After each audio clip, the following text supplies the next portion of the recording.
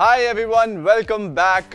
मैं हूं आपका कैलिस्थेनिक्स कोच राजन शर्मा और आप देख रहे हैं 5th episode of intermediate series of calisthenics.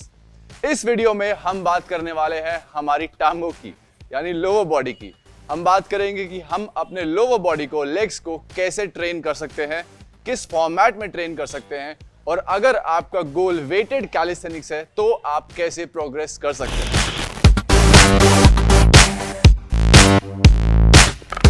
देखिए, मैंने बोर्ड पे ऑलरेडी लिख चुका हूं मैं। ये है हमारा वीकली स्केड्यूल जो हमने फर्स्ट एपिसोड में डिस्कस किया था। इसमें लोअर बॉडी आता है फ्राइडे को।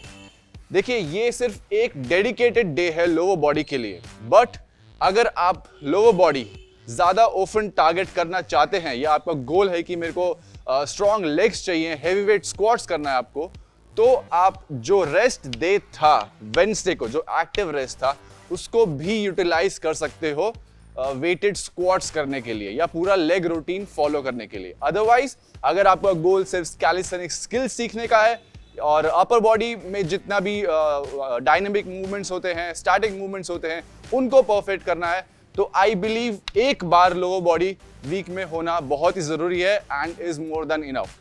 बाकी दिन लोअर बॉडी के we can do accessory workout, accessory exercises जो कि हमें स्टैटिक स्ट्रेंथ इंप्रूव करने में हेल्प करेंगी। तो देखिए, लोअर बॉडी में जब आप इंटरमीडिएट लेवल पे आ जाते हो तो थोड़ी एक्सरसाइजेस, थोड़े वेरिएशंस बढ़ जाते हैं। हालांकि मैं ये समझता हूं कैलिस्थेनिक्स में it's almost 80 to 85% upper body, उसके बाद थोड़ा बहुत लोअर बॉडी के स्किल्स हैं, जैसे पिस्टल स्क्वाट हो गया। बट पिस्टल स्क्वाट अपने आप में ही इतना अच्छा स्किल है कि कोई प्रैक्टिस कैसे ना करे। इसका ट्यूटोरियल मैं ऑलरेडी बना चुका हूं, तो आपको वो प्रोग्रेशन ऐड करना है इस रूटीन में जो आप ऑलरेडी कर रहे हो। तो देखिए, अगर आपके पास वेट्स अवेलेबल हैं घर पे या फिर आपके पास जिम का एक्सेस है जहां पे आप वेटेड स्क्वाट्स कर सकते हो, तो वो सबसे पहली एक्सरसाइज होगी जो कि आप स्टार्ट करोगे।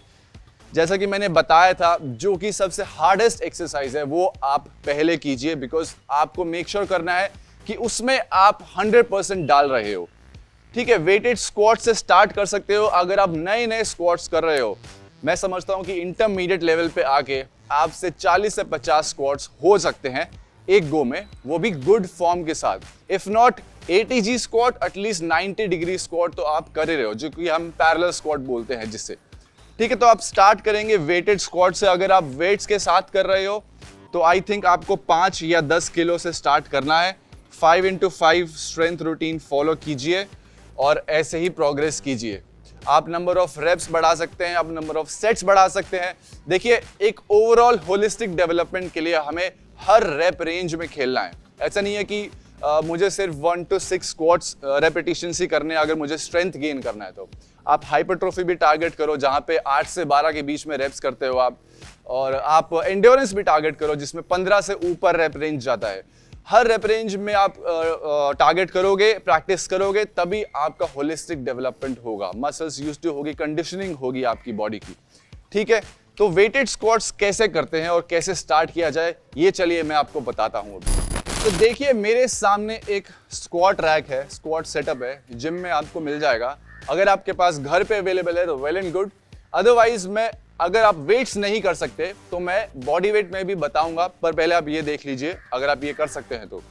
देखिए, सबसे पहली चीज, मैं ज्यादा टेक्निकल नहीं होऊंगा इसमें, मैं सिर्फ आपको ये बताऊंगा कि आप क्या नहीं करना है आपको, क्योंकि मैंने देखा है बहुत लोग बहुत ज्यादा गलतियां करते हैं जब स्क्वाट करने की बारी आती है। तो सबसे पहली गलती क्या होती है कि ये जो सेट है, ये जो लेवल होता है बारबल का, ये बहुत ऊपर लगाते हैं।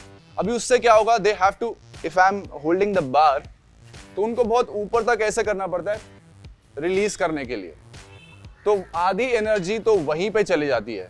इसको उठाओ, फिर ऊपर से ऐसे नीचे लाओ। तो ऑलवेज मेक श्योर कि आप जब बार का लेवल सेट कर रहे हैं तो वो शोल्डर से थोड़ा सा नीचे होना चाहिए, ताकि आपको रेंज मिल जाए, थोड़ा सा रूम मिल जाए ऊपर नीचे करने का बारबल। ठीक है, बिकॉज आपको वापस रखना भी है, और जब वापस रखने की बारी आती है तब तक पूरा टायर्ड हो जाता है बंदा, और उस टाइम पे इंजरी होने के चांसेस, एक्सीडेंट होने के चांसेस बहुत ज्यादा होते हैं अगर ये चीज ध्यान में नहीं रखोगे तो। सेकंड, जब आपने बारबल उठा लिया, ग्रैब, देखिए ये मेरा शोल्डर विड्थ है, ठीक है, अब इसके बाहर ही आपको ग्रैब करना है बारबल। आपको नीचे जाना है बारबल के, ट्रैप्स पे सेट करना है बारबल। और देखिए मेरे स्टेप पे फोकस कीजिए एक बार। देखिए मैं जब नीचे जा रहा हूँ, इसके लिफ्ट करने के बहुत सारे तरीके हैं, बट मैं पर्सनली ये तरीका यूज करता हूँ कि मैं एक स्टेप आगे लेता हूँ और जो हिप है वो बारबल के नीचे लाता हूँ। देखिए यहाँ से उठाऊंगा तो मैं ऐसा स्ट्रेट भी करूंगा फिर, तो उससे बहुत अनवांटेड प्रेशर आता है स्पाइन पे, अपर बैक पे। इससे अच्छा ये है कि जब आप लिफ्ट कर रहे हो तो पेल्विस को बारबल के नीचे लाओ ताकि आपका टॉर्सो एकदम अपराइट हो जाए। ये देखिए यहां से लिफ्ट करना इजी है बजाय कि यहां से ऐसे लिफ्ट करके पीछे जाओ। तो ठीक है, ये सेकंड थिंग जो लोग मुझे पता लगता है, मैं देखता हूं जिम में करते हैं और मैं हमेशा करेक्ट करता हूं क्योंकि ये बहुत इंजरियस है। तो आपको नीचे लाना है, पेल्विस लिफ्ट करना है, एक स्टेप पीछे जाना है। ठीक है, नॉर्मल स्क्वाट स्टैंस जो आप रेगुलर स्क्वाट्स में कर रहे हो, बारबल को ग्रैब करो। बारबल को आप ग्रैब ऐसे भी कर सकते हो, देखो मैं अच्छे से बताता हूं एक बार। बारबल को आप ग्रैब ऐसे भी कर सकते हो, ऐसे भी कर सकते हो। कई लोगों का ये रेंज ऑफ मोशन जो है अल्नार का, रेडियल का लिमिटेड होता है, तो it will be good if they place thumb over the bar. अगर रेंज ऑफ मोशन अच्छा है, मोबिलिटी अच्छा है, ये मूवमेंट अच्छा है, तो आप इसको ऐसे भी ग्रैब कर सकते हो। इससे क्या होगा कि आपको बहुत फर्म सपोर्ट देता है, कॉन्फिडेंस रहता है कि हाँ बारबल मेरे हाथ में है, अच्छे से कहीं जाएगा नहीं। अदरवाइज जब आप एक्सपीरियंस गेन करते हैं, जब आपको थोड़ा टाइम हो जाता है स्क्वाट्स करते करते, तब आप थोड़ा प्ले कर सकते हैं, इसको ऐसे लूज भी ग्रैब कर सकते हैं। बिकॉज आपको पता है आपका बॉडी अब यूज टू है, आपको पता है कि मेरा बॉडी संभाल लेगा जो भी वेट मैं डाल रहा हूं बारबल पे।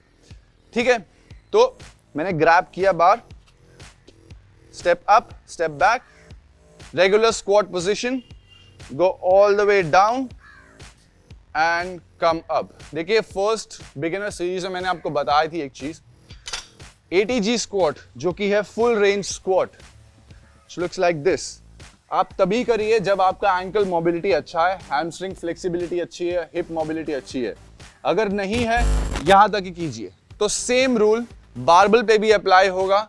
अगर आपका एंकल मोबिलिटी आपको रिस्ट्रिक्ट कर रहा है पूरा रेंज यूज करने से, तो आप 90 तक ही स्क्वाट कीजिए। इससे फायदा क्या होगा, डिफरेंस क्या है ATG और उसमें, ये मैं पहले भी बता चुका हूं, वापस बता देता हूं। देखिए ATG स्क्वाट में क्वाड और ग्लूट एक्टिवेशन बहुत ज्यादा है as compare to the parallel squat. तो I would always prefer ATG squat over parallel squat because उसमें एक ओवरऑल होलिस्टिक डेवलपमेंट होती है मसल्स की। तो ये एक बेसिक तरीका है।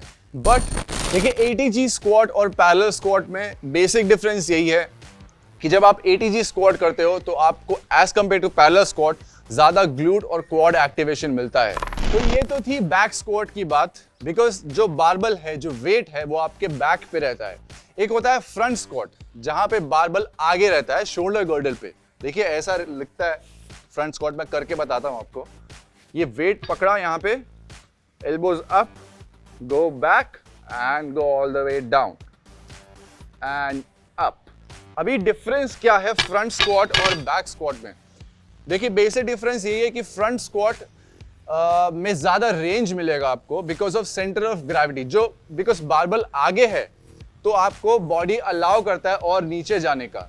ये उनके लिए अच्छा है जिनका रेंज ऑफ मोशन रिस्ट्रिक्टेड है, they can side by side work on front squat because यहाँ पे उनको क्वाड और ग्लूट एक्टिवेशन अच्छा मिलने वाला है। और इसमें क्या होता है, देखिए स्टार्ट करने के लिए कई लोग ये चीज नहीं कर पाते हैं बिकॉज इसमें क्या रहता है ना, बारबल आपको ऑलमोस्ट चोक कर रहा है, ये देखिए दबा के रखा है ये चीज। बट स्टार्टिंग में अगर आपने देखा होगा जिम में कई लोग ऐसे भी करते हैं। This is also a good way to start, but eventually मैं आपको बोलूंगा कि आप ये ही फॉलो करें, ये ग्रिप, बिकॉज इसमें आप हैवी वेट उठा सकते हो और इजिली प्रोग्रेस कर सकते हो। अभी बार का प्लेसमेंट कैसे होगा, कई लोग यहाँ पे रखते हैं बार, जो कि बहुत ही गलत है। यहाँ पे बार नहीं आएगा कभी भी, बारबल हमेशा यहाँ पे आएगा शोल्डर्स पे। देखिए इवन मैं यहाँ पे हाथ का अगर सपोर्ट ना लूं, देखो मेरा कोई हाथ का सपोर्ट नहीं है, बट फिर भी मैं आसानी से कर पा रहा हूं बिकॉज जो बारबल का वेट है वो हाथ पे तो आएगा ही नहीं, वो हमेशा यहाँ पे रहेगा। ये सिर्फ बैलेंसिंग के लिए है, सिमेट्री मेंटेन करने के लिए है, ताकि ये ऐसा ना हो और जब थोड़ा बहुत इम्बैलेंस हो अगर गलती से, तो उसको संभाल लें आप। ओके, तो ये था फ्रंट स्क्वाट, वेटेड स्क्वाट्स। अब हम बात करेंगे कि आपके पास अगर वेट्स नहीं है तो इंटेंसिटी कैसे बढ़ा सकते हैं, चलिए वो जानते हैं। चलिए अब बात करते हैं कि if not weighted squats then what. जी हाँ, the answer is pistol squats यानी one leg squats. One leg squat एक बहुत ही अच्छा तरीका है one side of the body पे रेजिस्टेंस इंक्रीज करने का। अगर आपके पास वेट्स अवेलेबल नहीं है तो this is the best available option. देखिए करके बताता हूं मैं। This is what it looks like. इसका ट्यूटोरियल मैं ऑलरेडी बना चुका हूं, आप जाइए मसल बेस के चैनल पे बिगिनर सीरीज में चेक कीजिए। अगर आपको आ गया है पिस्टल स्क्वाट तो आप वो वेरिएशन ऐड कीजिए। आप 5 सेट कर सकते हैं, 5 से 8 रेपिटेशंस। आप इसको over the period of time बढ़ा सकते हैं, 8 से 12 रेपिटेशन भी कर सकते हैं। फिर उसके बाद आप वेट भी ले सकते हैं इसमें, जैसे 5 किलो का वेट हाथ में लिया, उसको लेके पिस्टल स्क्वाट किया, वो सब भी कर सकते हैं। बट अगर आपको अभी तक नहीं आया है पिस्टल स्क्वाट, अगर आप एक रिग्रेशन पे हो, मान लीजिए आप असिस्टेड पिस्टल स्क्वाट कर रहे हो, तो उसको भी आप सेम पैटर्न में फॉलो कर सकते हो। देखिए हमारा गोल हमेशा ये है कि हमें हर रेप रेंज में खेलना है, तो ऐसा वेरिएशन चूज करो जो आप 5 सेट से 1 से 5 रेप्स के बीच में कर सकते हो। ऐसा वेरिएशन भी करो साथ में या फिर किसी और दिन जहां पे आप 3 से 5 सेट 8 से 12 रेपिटेशन में कर सकते हो। ऐसा वेरिएशन सेलेक्ट करो।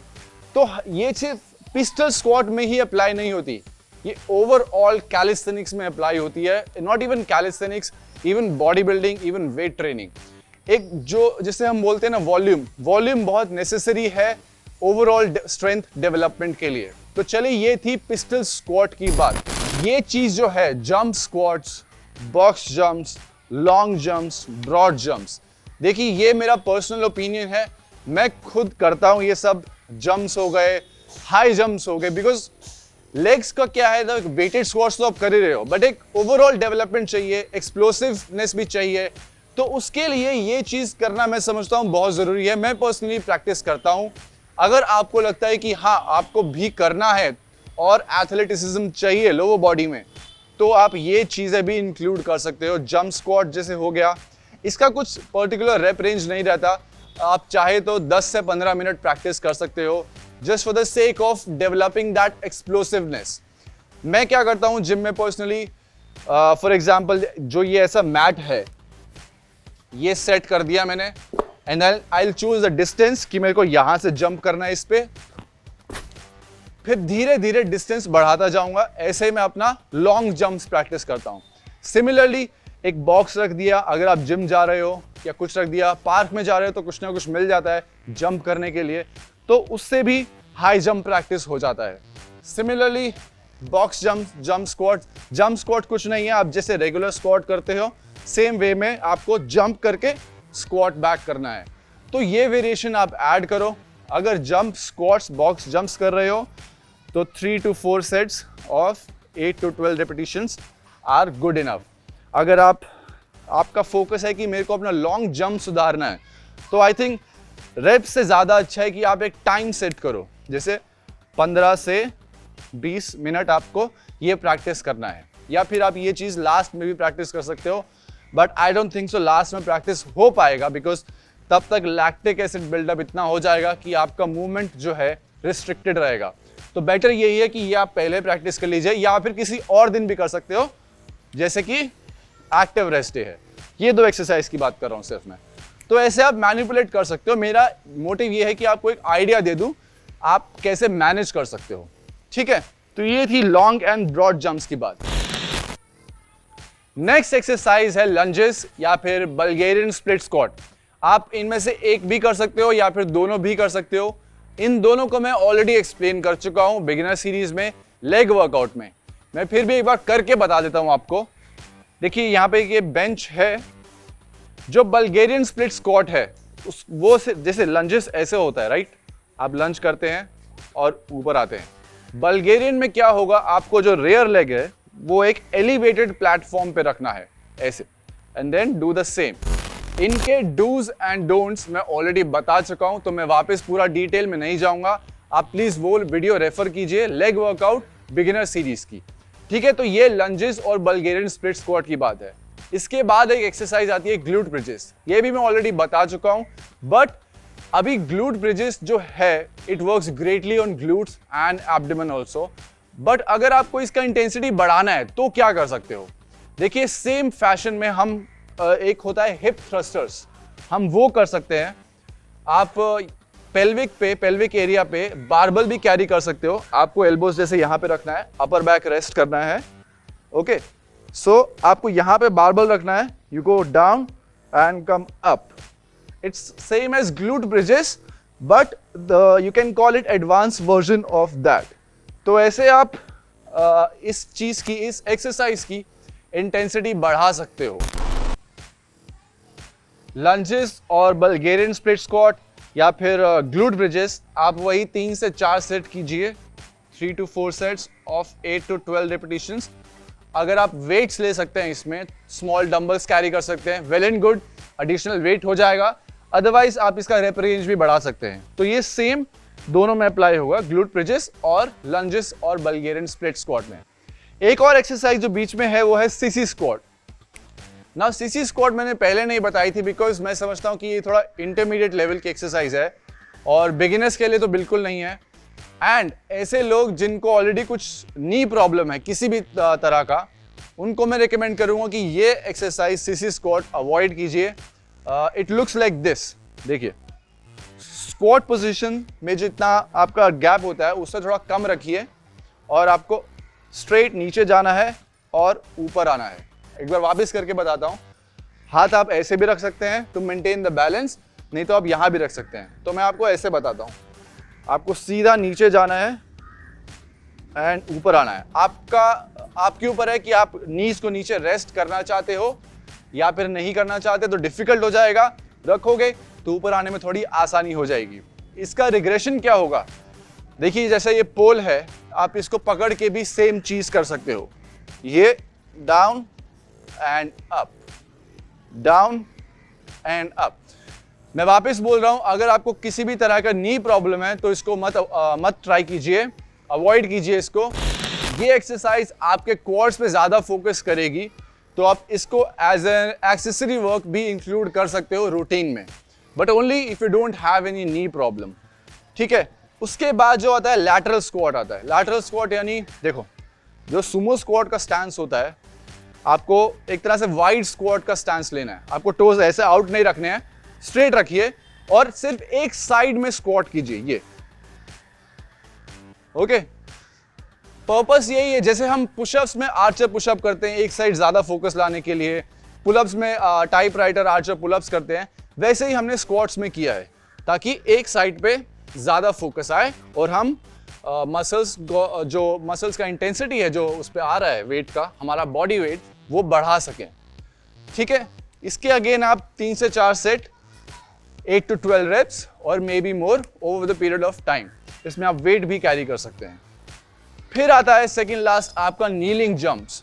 ये अगेन थोड़ा सा एक्सप्लोसिवनेस वाला मूव है, मैं आपको करके बताता हूं। आपको नीचे बैठना है और जंप करके स्क्वाट पोजीशन में खड़ा होना है, लाइक दिस। ओके, वापस करके देखते हैं एक बार।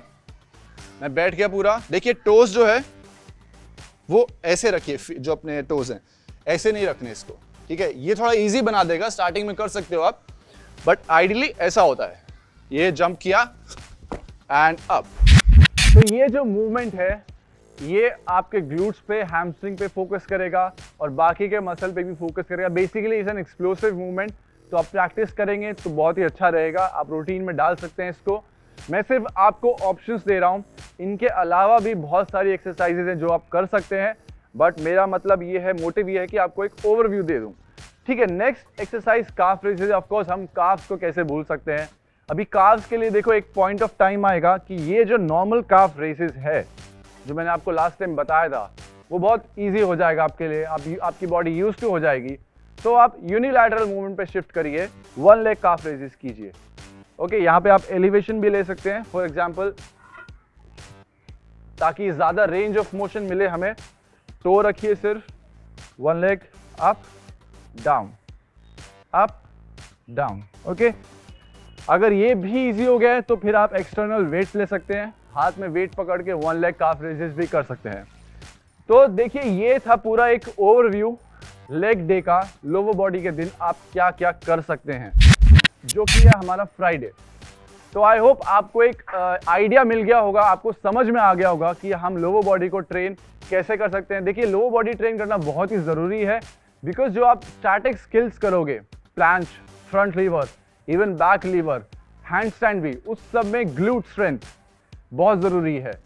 जब तक आपके ग्लूट्स, आपका कोर स्ट्रेंथन नहीं होगा, जो कि लोअर बॉडी से ही होगा, तब तक आपके बैलेंसिंग जो मूवमेंट्स हैं वो प्रॉपर बैलेंस पे, पोजीशन पे नहीं आ पाएंगे, आपको बहुत स्ट्रगल करना पड़ेगा। तो मैं हाईली रिकमेंड करूंगा कि आप लेग्स पे भी इक्वल ध्यान दें, if not equal at least once a week तो फोकस करें ही करें। ज़्यादा आपका इंक्लिनेशन है लेग्स पे कि मुझे लेग्स पे भी साइज चाहिए, तो आप जो एक्टिव रेस्ट है वहाँ से रिप्लेस करते, वहाँ भी आप लेग वर्कआउट डाल सकते हो। तो लेग आपका 2 बार हो जाएगा वीक में, या फिर आप एक्टिव रेस्ट से उठा के सैटरडे या सैटरडे को चलो एक के बाद एक हो जाएगा, आप संडे को भी डाल सकते हो। वो आपके ऊपर है टोटली कि आप अपने हिसाब से, अपने रूटीन के हिसाब से कैसे सेट करना चाहते हो। सो ये था आज के लिए लो बॉडी वर्कआउट। जाने से पहले मैं आपको बोलना चाहूँगा कि प्लीज़ सब्सक्राइब कीजिए और वीडियो को लाइक कीजिए, शेयर कीजिए अपने फ्रेंड्स के साथ। और कोई भी प्रॉब्लम हो, कुछ चीज़ समझ में ना आई हो, तो प्लीज़ कमेंट्स में लिखिए। आप मुझे इंस्टाग्राम पे भी मैसेज कर सकते हैं, मैं रिप्लाई करूँगा ज़रूर, मैं हमेशा करता हूँ। और अगर मैं भूल जाऊँ तो मुझे माफ़ कीजिए। और this was it for today. This is your coach Rajan Sharma signing out. For more such videos, please subscribe Muscle Blaze page and don't forget to hit the bell icon.